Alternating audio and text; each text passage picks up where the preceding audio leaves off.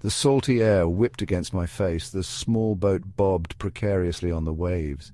Excitement and fear warred within me. This island, shrouded in mist and legend, promised adventure. It was said to be a collector of lost things, a graveyard of forgotten dreams. But for me, it held the allure of the unknown. I gripped my satchel tighter, filled with notebooks and curiosity. This was my chance as a historian to touch the past, to uncover secrets lost to time. The journey had been long and arduous, weeks at sea, battling storms and restless nights. But finally the island emerged from the mist, a dark silhouette against the rising sun. It felt ancient, powerful, a living entity. Captain Jack, a grizzled veteran of the sea, muttered under his breath, "The Isle of Whispers, they call her. Be careful what you seek, lad. Some things are best left undisturbed." His words did little to quell my excitement. If anything, they fueled it. This island was more than just a repository of lost objects. It was a mystery waiting to be unraveled. Captain Jack steered the boat towards a hidden cove. His weathered face, etched with years spent at sea, held a mixture of apprehension and grudging respect for the island. He had warned me about the whispers, faint sounds carried on the wind, murmurs of languages long forgotten, snatches of laughter and sometimes screams that sent shivers down my spine. "The island," she remembers, he had said, his voice raspy, remembers everything that's ever been lost, ever been left behind.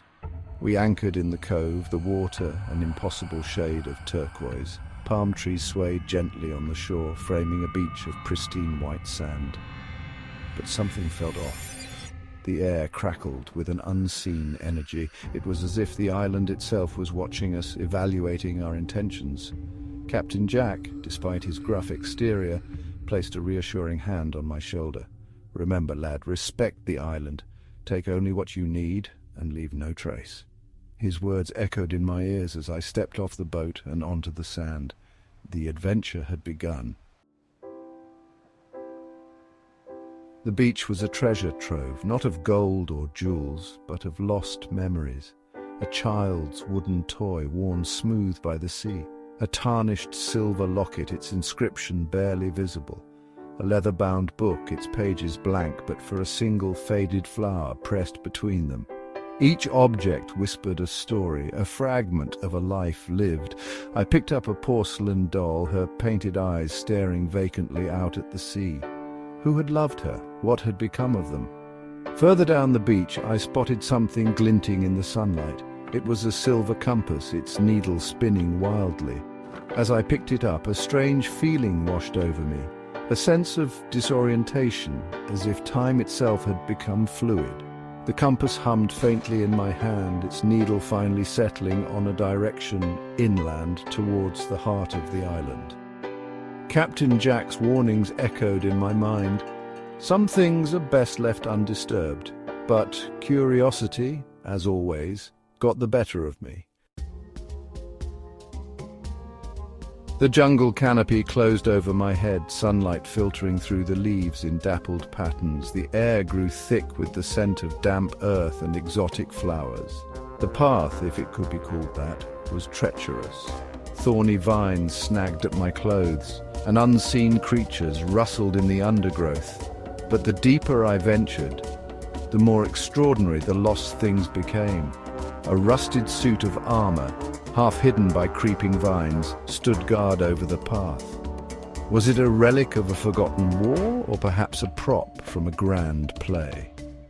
A little further on, I stumbled upon a magnificent telescope, its brass fittings green with age. It pointed towards the sky, towards constellations I had only read about in ancient texts. Each discovery fueled my desire to reach the heart of the island, the place where the most powerful objects were said to reside. The compass in my pocket pulsed with a strange energy, guiding me onward. The jungle opened up into a hidden clearing. In the center stood a towering waterfall, cascading into a crystal-clear pool. But it was what lay scattered around the pool that stole my breath away, lost objects of unimaginable value and historical significance. A crown encrusted with jewels fit for a king, A golden mask, its features both beautiful and terrifying. A weathered treasure chest, its contents a mystery. This was the heart of the island, the repository of its most treasured possessions, and then I saw it. Lying on a bed of moss, beneath the cascading water, was a small, leather-bound journal. It seemed to pulse with an inner light, drawing me closer. As I reached for it, a name whispered through the air, carried on the spray of the waterfall. Emily. The name echoed in the clearing, resonating with a sadness that tugged at my heart. This journal, I knew, held more than just forgotten words. It held the key to the island's greatest secret. Section 6. Emily's Journal and the Secrets Within. The journal was old, its pages brittle to the touch. The ink was faded but legible. It told the story of Emily, a young woman who had arrived on the island centuries ago, seeking refuge from a world on the brink of war. She had discovered the island's secret, its ability to collect not just objects but moments in time, lost memories, forgotten dreams, regrets that haunted the living. Emily wrote of her fascination, her growing obsession with the island's power.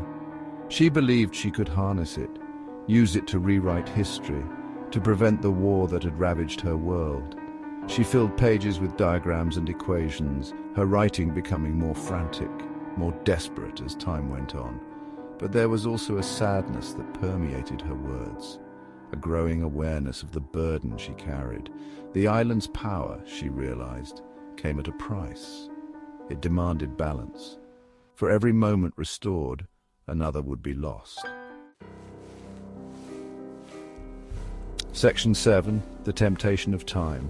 As I delved deeper into Emily's journal, I felt a growing sense of unease.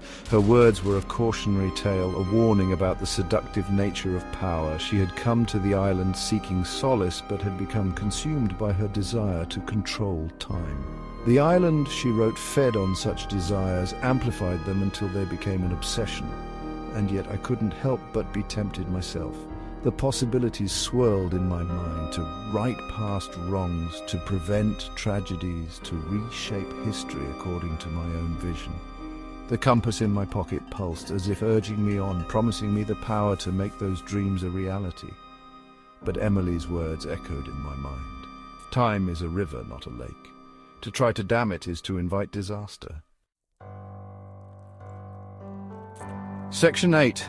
The Weight of Knowledge. I closed Emily's journal, my heart heavy with the weight of her story. The island offered a seductive illusion, the power to change the past, to control the flow of time.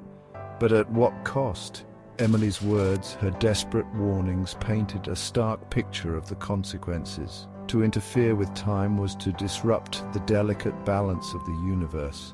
The compass in my pocket suddenly felt cold, its pulsing energy gone. It was as if the island itself was watching me, waiting to see if I would succumb to the same temptation that had consumed Emily.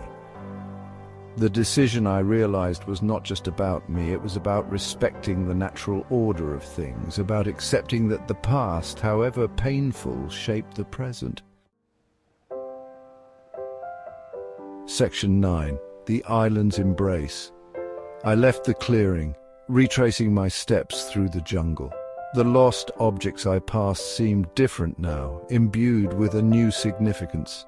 They were not just relics of the past, but reminders of the lives that had touched them, the stories they held. As I reached the beach, the setting sun cast long shadows across the sand. Captain Jack waited by the boat, his weathered face etched with concern. I didn't tell him what I had found, what I had almost done. Some secrets I realized were best kept hidden. As we sailed away from the island, I couldn't shake the feeling that I was leaving a part of myself behind. The Isle of Whispers had a way of claiming a piece of your soul, of whispering its secrets long after you had left its shores. I knew, with a certainty that defied logic, that I would be back. The island was not done with me yet.